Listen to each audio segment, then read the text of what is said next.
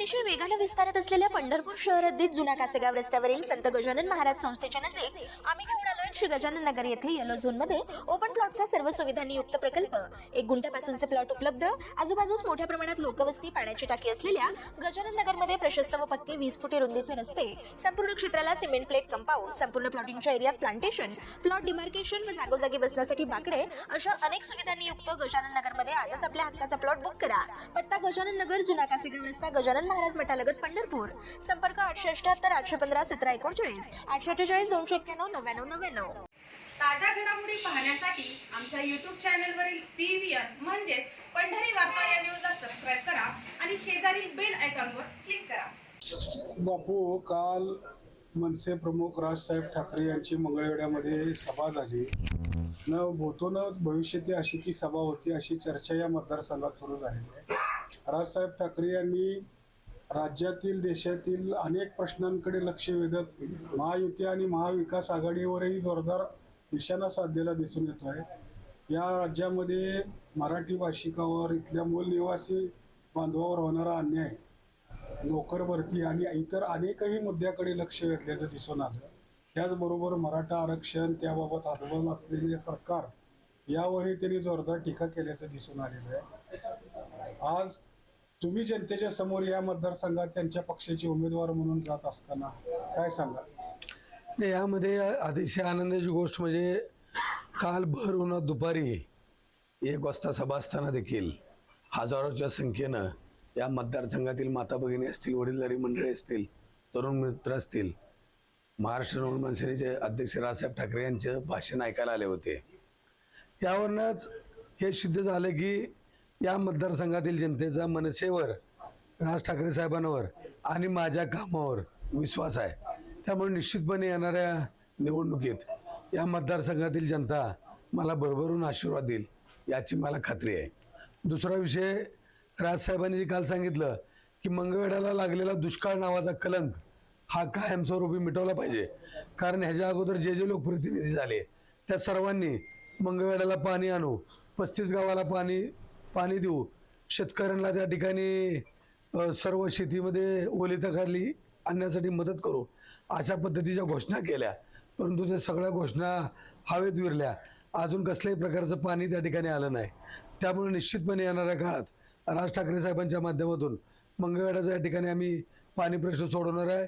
त्या पद्धतीचं वचन माननीय राजसाहेब ठाकरे यांनी दिलं आहे। दुसरं, मंगळवेढा पंढरपूर तालुक्यातील तरुणींनी या ठिकाणी शिक्षण घ्यायचं आणि नोकरीसाठी पुण्या मुंबईला जायचं, कारण या ठिकाणी कसलेही उद्योगधंदे नाहीत, कुठल्याही कंपन्या नाहीत, IT क्षेत्र नाही।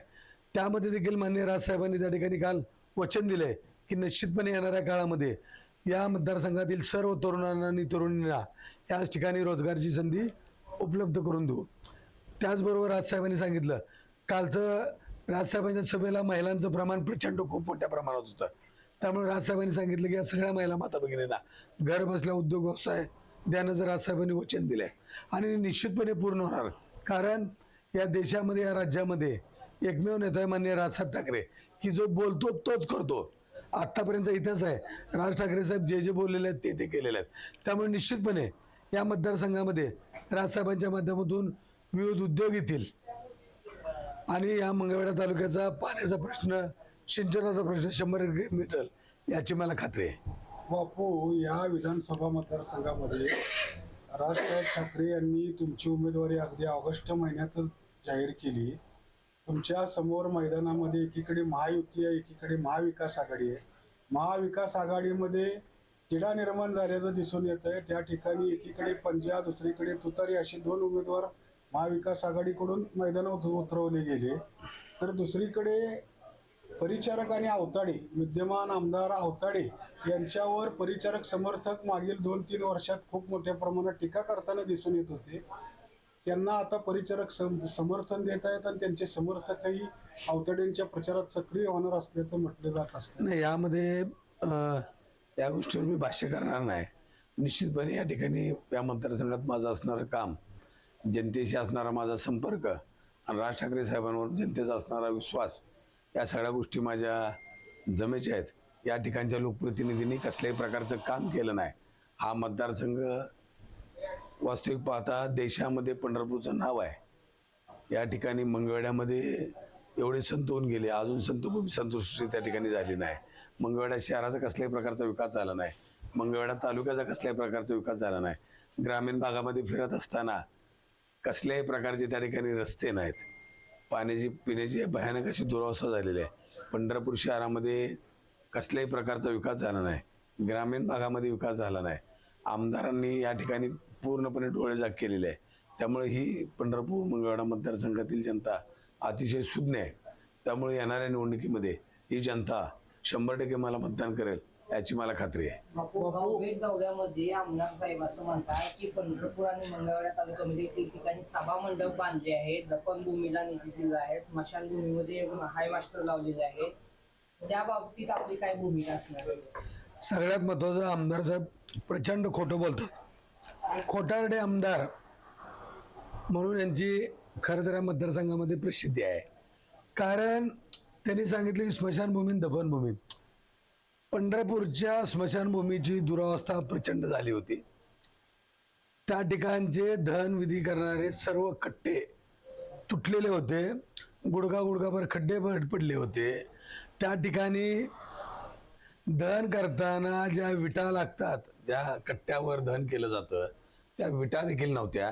या सगळ्या विटा मी माझ्या स्वखर्चाने साताऱ्यातल्या एका कंपनीतनं मागवून ते कट्टे मी स्वतः थापी, खडी, वाळू, सिमेंट घालून माझ्याबरोबर अनेक माझे सहकाऱ्यांसहित ती स्मशानभूमी मी स्वतः दुरुस्त केली आहे माझ्या पैशाने. हे अख्ख्या पंढरपूरला माहीत आहे. त्याचप्रमाणे दफनविधीचा विषय, जे आपल्या बाईबाई चौकामधला बडा कब्रस्तान दफनभूमी आहे, त्या ठिकाणी आज दफनविधीला जात असताना 1-1 फूट 2-2 फूट चिखलातनं जावं लागायचं. लोकांचे चिखलातनं पाय काढायचे. त्या दफनभूमीमध्ये रस्ते देखील नव्हते. मी स्वतः माझ्या स्वखर्चानं त्या ठिकाणी त्या बडा कब्रस्तानमध्ये रस्ता करून दिलेला आहे. त्यामुळं कुणी काम केलं आणि कुणी नाही हे पंढरपूरच्या जनतेला या ठिकाणी माहीत आहे. त्यामुळं आमदार पूर्णपणे खोटं बोलतात. ते खोटारडे आहेत आणि पंढरपूरच्या सगळ्या जनतेला ते माहीत आहे. कोरोना काळात बाहेर पडणं अशक्य असताना तुम्ही रस्त्यावर उतरून लोकांना मदत केली, सगळ्या प्रकारचं सहकार्य केलं. मात्र उभा राहिलेलं कुठल्याही त्याबाबत भाष्य करत नाही, एक वाक्य बोलत नाही. कसं आहे यामध्ये की कोरोना काळात मदत करत असताना मी कुठली विधानसभा किंवा कुठली निवडणूक डोळ्यासमोर ठेवली नव्हती. मला गरिबांचे हाल बघवत नव्हते. मी एका गरीब कुटुंबातला आहे. मी एका दगड फोडणाऱ्याचा पोरगा आहे. मी एका बहुजनांचा मुलगा आहे. खूप माझे आई वडील तर रोजगार हमीच्या कामावर त्या ठिकाणी कामाला जात होते. सुकडी खाऊन, दुष्काळाच्या काळातला माझा जन्म आहे. माझ्या आई वडिलांनी सुकडी खाऊ घालून आम्हाला जगवलंय. मला गरिबी काय असते माहीत आहे. आणि त्यावेळेस कोरोनाच्या काळामध्ये अनेक माझे गरीब बांधव त्या ठिकाणी हाताला काम नव्हतं. त्यामुळे अनेकांची उपासमार होत होती. त्यामुळं मला पांडुरंगाच्या कृपेने जे जे मिळालं होतं ते सगळं मी लोकांना त्या ठिकाणी दिलेलं होतं. मी त्यावेळेस एकच ठरवलं होतं की माझा भाऊ, माझी बहीण, माझी आई, माझे वडील या मतदारसंघातला एकही माणूस उपाशी पोटी झोपता कामा नये याची मी त्या ठिकाणी दक्षता घेतली होती. बापू, काल राजसाहेब ठाकरे मंगळवेढ्यामध्ये आले होते. पंढरपूर हे तीर्थक्षेत्र आहे. तीर्थक्षेत्र असल्यामुळे या ठिकाणी स्थावर मालमत्तांच्या किमती पुण्या मुंबईशी स्पर्धा करतात असं म्हटलं जातं. पंढरपूर पासून 5 किलोमीटर अंतरावर 1 गुंठा घ्यायचा म्हटलं तरी या शहरातल्या सर्वसामान्य कष्टकरी जनतेला ते शक्य होत नाही. त्यामुळं पंढरपूर शहरामध्ये प्रधानमंत्री आवास योजना राबवली जावी अशी एक मागणी करण्यात आली होती. नगरपालिकेने सर्वे केला. 4000 लोक शहरातले बेघर आहेत ही यादी पुढे आणली गेली. प्रधानमंत्री आवास योजनेच्या अंतर्गत टोलेजंग इमारती इथं उभारल्या. 3000 घरकुलाचा तो प्रकल्प आज धूळ खात पडलाय. तुम्ही राजसाहेब ठाकरे यांच्याकडे पाठपुरावा केला होता, याबाबत काय सांगा? याबाबत मी या महाराष्ट्राचे मुख्यमंत्री असतील, उपमुख्यमंत्री असतील यांना मान्य राजसाहेब ठाकरेंनी सांगितलं होतं. मी त्या ठिकाणी पाठपुरावा केला होता. मुख्यमंत्र्यांनी त्याचा शब्द दिला होता. पण वास्तविक त्याप्रमाणे काम चालू झालेलं नाही. परंतु निश्चितपणे येणाऱ्या काळामध्ये ही प्रधानमंत्री आवास योजना आम्ही निश्चितपणे त्या ठिकाणी मी राबवेन. मी स्वतः प्रयत्न करेन आणि सर्व गोरगरीब लोकांना त्या ठिकाणची घराची उपलब्धता करून देईन. आणि हे सगळ्या लोकांना माहित आहे की दिलीप बापू आपलं काम करून देणार. बापू, एखाद्या आमदाराने एखादा तारांकित प्रश्न विधानसभेत उपस्थित केला तर त्याचं उत्तर लेखी स्वरूपात देणं भाग असतं. आमदार समाधान आवताडे यांनी विधानसभेमध्ये एक प्रश्न उपस्थित केला होता लक्षवेधी.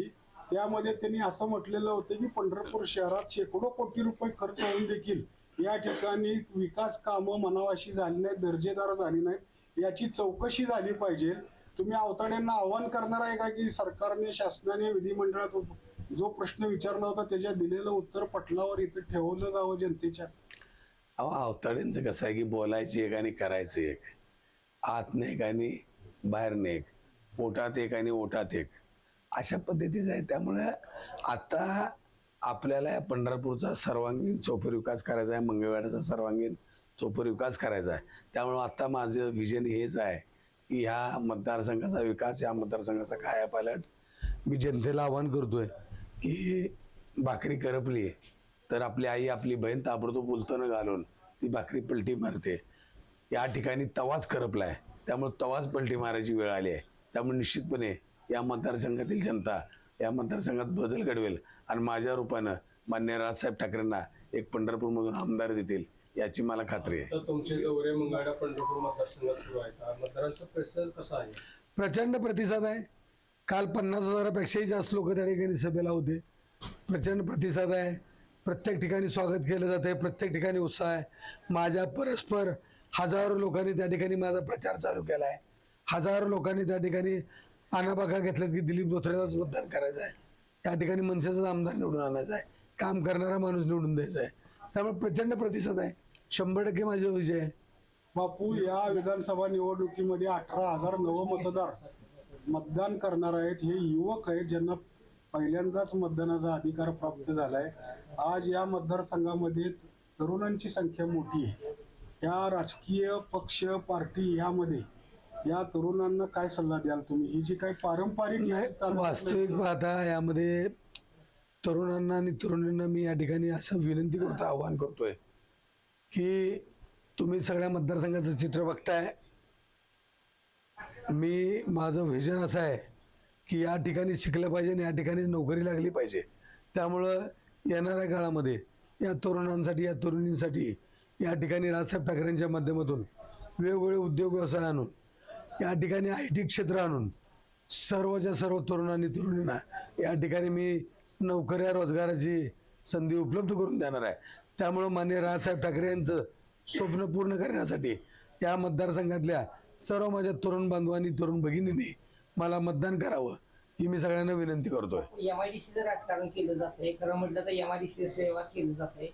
खरं वास्तविक पाहता उद्योगमंत्री उदय सामंत यांच्याकडे MIDC राज ठाकरे साहेबांसोबत तुम्ही जाऊन ते पाठपुरावा केला होता. खरी MIDC कोणी आली? हे यामध्ये वास्तविक पाहता MIDC 2 वर्षापूर्वीच होणार होते. खरी पंढरपूरची MIDCला मंजुरी 2 वर्षापूर्वी मिळालेली आहे. परंतु भारतीय जनता पार्टीच्या लोकांनी त्या ठिकाणी विरोध केल्यामुळे जे 2 वर्षापूर्वी MIDC होणार होती ती 2 वर्षाच्या पुढे गेली आणि हे सगळं काम थांबलं होतं. शेवटच्या क्षणी माननीय राजसाहेब ठाकरे यांच्या माध्यमातून मुख्यमंत्री आणि या राज्याचे उद्योगमंत्री या दोघांना सांगून त्या ठिकाणी मी तिथं जाऊन बाळा नांदगावकर साहेबांना बरोबर घेऊन जाऊन या सगळ्या गोष्टीचा पाठपुरावा केला आणि MIDC मंजूर मी करून आणले. सगळं मंजूर झाल्यानंतर पत्र घ्यायला आमदार साहेब एकटे त्या ठिकाणी गेले. हे सगळ्या लोकांना, अधिकाऱ्यांना माहीत आहे. बापू, मोठमोठ्या शहरामध्ये, मुंबई, पुणे किंवा इतरही मोठ्या शहरामध्ये शासन त्या शहरातली बकाल लोकवस्ती हटविण्यासाठी, त्यांना पक्की घरं देण्यासाठी, झोपडपट्टीवासियांसाठी SRA प्रकल्प राबवतं. जागतिक दर्जावर आपली शहरं गेली पाहिजे असं त्यामागचं कारण सांगितलं जातं. बापू, पंढरपूर हे दक्षिण काशी म्हणून जगभरात विख्यात आहे. या ठिकाणी, या शहरात 28 झोपडपट्टी आहेत. या शहरामध्ये या झोपडपट्टी पुनर्विकासासाठी SRA सारखा प्रकल्प राबवला जावा. या झोपडपट्टी परिसराचा त्याच पद्धतीने विकास होऊन लोकांना पक्की घरी मिळावेत अशी एक अपेक्षा व्यक्त होताना दिसून येत आहे. तुम्ही राजसाहेबांच्या माध्यमातून काय करणार आहात? नाही, निश्चितपणे या ठिकाणी माझे जे झोपडपट्टी मधले वडीलधारी मंडळी असतील, तरुण भाऊ असतील, आई वडील असतील, जे जे त्या ठिकाणी राहतात, पहिल्यांदा अगोदर त्या सगळ्या लोकांच्या नावावरती जागा झाली पाहिजे. कारण झोपडपट्टीमध्ये राहत असताना त्या ठिकाणी सरकारने मध्यंतरी एक GR देखील लागू केला होता. 2019ला 2019ला की जे लोक त्या ठिकाणी गेले अनेक वर्ष राहतात ती जागा त्यांना मिळाली पाहिजे, त्यांच्या नावावर झाली पाहिजे. परंतु अद्यापपर्यंत तो GR पंढरपूरमध्ये अंमलात आणला गेलेला नाही. निश्चितपणे येणाऱ्या काळामध्ये तो GR अंमलात आणून पंढरपुरातल्या झोपडपट्टीधारकांना निश्चितपणे त्या ठिकाणी त्यांना त्या जागा कायमस्वरूपी पद्धतीने मिळाव्यात यासाठी राजसाहेबांच्या माध्यमातून मी प्रयत्न करणार आहे. ग्रामीण भागामध्ये म्हणजे लोकांना धान्य मिळत नाही, तर परत घरकुलचे हे तर ग्रामीण भागामध्ये, तर त्याबद्दल आपल्या ह्याच्या मनसेतर्फे काय हे करतात मंगळवेढा पंढरपूर? याच्यामध्ये सगळ्यात महत्त्वाचं, मी ग्रामीण भागात फिरत असताना अनेक माता भगिनी अनेक लोक माझ्याकडे येत आहेत की त्यांचं घरकुल मंजूर होऊन देखील जागा नाही म्हणून त्यांचं घरकुल परत पाठवलं जातं. त्यांचं घरकुल मंजूर होऊन देखील खनपट्टी पाणीपट्टी भरली नाही अशी कारणं काढून त्यांचं घरकुल माघारी पाठवलं जातं. त्याचबरोबर एका बाजूने या देशाचे पंतप्रधान असतील, मुख्यमंत्री असतील, हे सगळेजण सांगतात की बाबा आम्ही एकालाही उपाशीपोटी झोपू देणार नाही. परंतु ज्यांच्याकडे रेशन कार्ड आहेत त्या लोकांना देखील धान्य मिळत नाही. ते ऑनलाईन आणि ऑफलाईनच्या नावाखाली त्या ठिकाणी गोरगरीब लोकांची पिळवणूक करण्याचं काम चालू आहे. निश्चितपणे येणाऱ्या काळामध्ये तुमचं पिवळं कार्ड असू द्या, केसरी कार्ड असू द्या, नंतर पांढरा असू द्या, या सर्व लोकांना धान्य द्यायची व्यवस्था मी माझ्या माध्यमातून करणार आहे. त्याचबरोबर जे घरकुलापासून वंचित आहेत त्या सर्व लोकांना घरकुल देण्यासाठी मी निश्चितपणे प्रयत्न करणार आहे. बापू, पंढरपूर शहरामध्ये हे तीर्थक्षेत्र असताना या ठिकाणी मंदिर समितीला वर्षाकाठी कोट्यवधी रुपयांचं उत्पन्न मिळत असताना या शहरातल्या नागरिकांची एक अशी भावना आहे की मंदिर समितीने आपला उत्पन्नातला वाटा या शहरामध्ये खर्च करावा.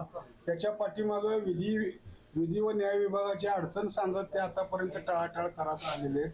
कोट्यवधी रुपयांच्या एफड्या या मंदिर समितीच्या बँकात पडून आहेत. मंदिर समितीबाबत आणि मंदिर समितीच्या या शहरातील भूमिकेबाबत तुम्ही काय सांगा? नाही, निश्चितपणे या ठिकाणी मंदिर समितीने पंढरपूर शहराला मदत केली पाहिजे. त्याचबरोबर नगरपालिकेने या ठिकाणी दक्ष असलं पाहिजे. वास्तविक पाहता पंढरपूरचा शहराचा कसल्याही प्रकारचा विकास नाही. आलेला कोट्यवधी रुपयाचा निधी वेगळ्या पद्धतीने खर्च करणं, आषाढी यात्रेचं अनुदान असू द्या, तर कार्तिक यात्रा अनुदान हे पंढरपूर शहरासाठी खर्च करणं खूप गरजेचं आहे. आणि मंदिर समितीने या विकासासाठी शहरातल्या वाटा उचलावा. 100% मंदिर समितीने या शहराच्या विकासासाठी वाटा उचलणं गरजेचं आहे. मंदिर समितीकडे प्रचंड पैसे आहेत, त्यामुळं पंढरपूर शहराचा विकास करण्यासाठी मंदिर समितीने मदत केली पाहिजे. या ठिकाणी निश्चितपणे येणाऱ्या काळामध्ये मी मंदिर समितीबरोबर बैठका घेऊन चर्चा करून, न्याय व विधी विभागाशी चर्चा करून निश्चितपणे येणाऱ्या काळामध्ये पंढरपूर मंदिर समितीकडे जे निधी उपलब्ध आहे त्या निधीच्या माध्यमातून पंढरपूर शहराचा विकास करण्यासाठी मंदिर समितीला 100% मी भाग पाडणार आहे. लोकसभेला राजसाहेब भाजपबरोबर होते. आताही भाजपची काही जागा कमी येतील या हेतून भाजपनं राज ठाकरे ही आमची बी टीम आहे असं काही चर्चा मतदारसंघात सुरू आहे. ह्या सगळ्या खोट्या अफवा आणि खोट्या चर्चा असतात. असं कुठेही B team, C team, D team कोण म्हणलेलं नसतं. असं कोणाची बी टीम होऊ शकत नसतं. लोकसभेला लक्षात आलं का? लोकसभेला होते म्हणजे काय बी टीम होती का? लोकसभेला उघड पाठिंबा होता ना, त्याला काय बी टीम म्हणतात का? लोकसभेला मनसेचा खासदार केला, विधानसभेला मी आता भाजपच्या विरोधात लढतोय ना, भारतीय जनता पार्टीचा या ठिकाणी पराभव होतोय. अनेक मतदारसंघामध्ये भारतीय जनता पार्टीचा आम्ही पराभव करतोय. त्यामुळे ते टीम बीम असला काय प्रकार नाही. ज्या वेळेस एखाद्याच्या पायाखालची जमीन सरकलेली असते त्यावेळेस दुसऱ्या एखाद्या पार्टीला बदनाम करण्याचं, त्या नेत्याला बदनाम करण्याचं षडयंत्र काय लोकांच्या माध्यमातून त्या ठिकाणी चालवलं जात असतं. महाराष्ट्रात आता किती जागा लढतात? मनसेच्या किती जागा लढतात? आता महाराष्ट्रात सगळ्यात जास्त जागा 235 जागा महाराष्ट्र मनसेना ही लढत आहे. पंढरपूरकरांची हक्काची असलेली पंढरपूर दादर रेल्वे ही आता साताऱ्याहून सुटली आणि पंढरपूरकरांचं खूप मोठं गैरसोय होत आहे. मग हे आमदार साहेबांनी यावर एक काय शब्द काढला नाही अशी? अरे आमदार खोटारडे ते काय बोलणार आहेत? आमदार तुम्ही कशा पद्धतीने नाही, आमदाराचा अभ्यास काय फुल्ले अभ्यास आहे. तुम्ही त्यांना त्यांच्याकडे कुठल्या याची अपेक्षा करताय? ज्या पक्षाचे आमदार आहेत त्यांच्या पक्षाचं देशात आणि राज्यात सरकार आहे, काय त्यांच्याकडनं अपेक्षित होता? येणाऱ्या काळामध्ये ती रेल्वे कशी पंढरपुरात सुटत नाही ती मी बघतो ना. विजापूर पंढरपूरचा लोहमार्गचा प्रस्ताव मंजूर झालेला आहे, मात्र ती अद्यापर्यंत विकास झालेला आहे किंवा त्याचं सर्वेक्षण झालेलं आहे, पण रेल्वे अद्यापर्यंत लावली नाही. या सगळ्या प्रश्नाची उत्तरं तुम्हाला 23 तारखेनंतर मिळतील. निश्चितपणे या मतदारसंघात मी आमदार होईल. बापू, स्वर्गीय आमदार भारतनाना बालके यांच्या रूपाने पंढरपूरला एक आक्रमक आमदार भेटला अशी एक भावना जनतेमध्ये होती. सर्वसामान्य जनता त्यांच्यापाशी सहजपणे आपला संपर्क करून आपल्या प्रश्न समस्या मांडताना दिसून येत होती. तोच प्रकार स्वर्गीय भारतनानांच्या निधनानंतर तुमच्या बाबतीत होताना दिसून आला. कोरोना काळात असो किंवा इतरही या शहरातील सर्वसामान्य नागरिक तुमच्याशी थेटपणे जोडताना आम्ही पाहत आलो आहे. काय सांगाल की जे भारतनानांना तुम्ही गुरुमित्र मानत होता, हीच भूमिका घेऊन तुम्ही पुढे जाणार आहात? नाही, 100% निश्चितपणे माझं काम त्याच पद्धतीने चालू आहे. प्रत्येक सर्वसामान्य लोकांचा माझा संपर्क आहे. सर्वसामान्य घरातील कुटुंबातील आई असेल, बहीण असेल, माझा भाऊ असेल, सगळे डायरेक्ट माझ्याकडे येतात आणि त्या लोकांचे मी प्रश्न सोडवतो आणि त्यावर तोडगा काढतो. त्यामुळे निश्चितपणे ही जनता मला यावेळेस निवडून देईल याची मला खात्री आहे. विठ्ठल परिवारातील काही नेते आपल्या सोबत आहेत असं तुम्ही मागच्या पत्रकार परिषदेत नाही, भरपूर लोक आहेत ना. विठ्ठल परिवार सगळा माझ्या बरोबर आहे. सोबत काय, सगळा विठ्ठल परिवार माझं प्रचाराचं काम करत आहे. या तालुक्यामध्ये पंढरपूर आणि मंगळवेढा या मतदारसंघामध्ये एक अशी चर्चा होताना दिसून येत आहे की आवताड्यांना पुन्हा पंढरपूर हद्दबंदी वगैरे घातली आहे आणि त्यामुळंच पाठिंब्याचा निर्णय झालेला आहे. याबाबत काय? ह्याच्यात मी त्यांच्या हे त्यांच्या अंतर्गत सगळे विषय आहेत, मी त्यात पडणार नाही. मी एवढंच सांगतो की आवताडे सपशेल अपयशी ठरलेले आमदार आहेत. हे दुसरे कुठलेही उमेदवार असतील ते सगळे अपयशी आहेत. त्यांनी या लोकांसाठी काही केलेलं नाही. एकमेव दिलीप धोत्रे आहे की या मतदारसंघातल्या जनतेसाठी 24 तास उपलब्ध आहे आणि गेले 15 वर्ष झालं सलग काम करतोय. तुमच्या समोर आणखी एक आव्हान उभं राहिलेलं आहे या निवडणुकीत. अनिल सावंत यांच्या हाती तुतारी देत शरद पवार यांनी त्यांना मैदानात उतरवलंय. खासदार धैर्यशील मोहिते पाटील हे त्यांचा प्रचार करत आहेत. काय सांगाल याबाबत? कोणाचंही माझ्यासमोर आव्हान नाही. माझा कोणीही प्रतिस्पर्धी नाही. माझा विजय या ठिकाणी निश्चित आहे. शरद पवार साहेबांबद्दल ते खूप मोठे नेते आहेत, त्यांच्याबद्दल आपण काय बोलावं. फक्त माझं त्यांना एवढीच विनंती आहे की जातीयवाद थांबवा. शरद पवार साहेबांनी जे जातीयवादाचं विष पेरायचं काम चालू केलेलं आहे ते जातीयवाद थांबवा. हे पुरोगामी महाराष्ट्राला शोभणारं नाही. या मतदारसंघामध्ये लिंगायत समाज आहे, इतरही ओबीसी समाज खूप मोठ्या प्रमाणात आहे.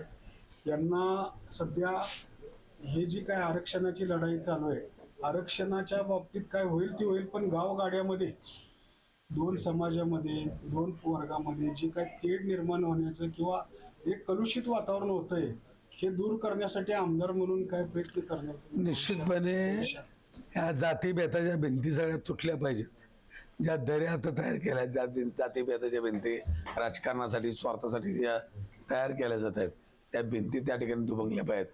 आणि पूर्वी जसं सर्व जाती धर्मातली लोक एकोप्यानं नांदत होते, एकत्रितपणे सगळ्या गोष्टी करत होते, त्या पद्धतीनं या मतदारसंघामध्ये सगळा सलोखा राहण्यासाठी निश्चितपणे मी या ठिकाणी प्रयत्न करणार आहे. पंढरपूर मंगळवेढा मतदारसंघात आपल्या मनसेतर्फे काय जाहीरनामा असला?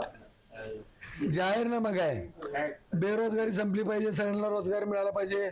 मंगळवेढ्याच्या 35 गावांचा पाणी प्रश्न सुटला पाहिजे. मंगळवेढा शहराला रोज पाणी पुरवठा झाला पाहिजे. पंढरपूरला MIDC झाली पाहिजे, ताबडतोब त्याचं काम झालं पाहिजे. माझ्या महिला माता भगिनींना घर बसल्या उद्योग मिळाला पाहिजे. माझे भाऊ, माझी बहीण जे याच ठिकाणी शिक्षण घेतात त्या सगळ्यांना या ठिकाणीच रोजगार मिळाला पाहिजे. हा माझा जाहीरनामा आहे. बापू, एक शेवटचा प्रश्न. या निवडणुकीमध्ये तुम्ही जनतेसमोर जात असताना मागील 4-5 वर्षांमध्ये तुम्ही या शहरासाठी जो संघर्ष करताना जनतेने पाहिलेला आहे, तुम्हाला नक्कीच विश्वास आहे की कठीण काळात तुम्ही जे या शहरामध्ये संघर्ष केला त्याच्या पाठीशी जनता राहील. पंढरपूर आणि मंगळवेढा दोन्ही संतांच्या भूमी आहेत, सत्याच्या भूमी आहेत. मी काय काम केलंय हे पंढरपूर मंगळवेढा तालुक्यातील जनतेला माहीत आहे. मी माझा स्वतःचा जीव धोक्यात घालून, माझ्या लेकराबाळांचा जीव धोक्यात घालून कोरोना काळामध्ये मी रोज रस्त्यावर होतो, रोज हजारो लोकात होतो आणि लोकांना मी मदत करत होतो. त्यावेळेस मला कोरोना होईल का, माझ्या घरच्यांना त्याचा त्रास होईल का, ह्याचा मी कधीही विचार केलेला नाही आणि सगळ्या लोकांना माहीत आहे. त्यामुळे निश्चितपणे ही जनता मला आशीर्वाद देईल याची मला खात्री आहे.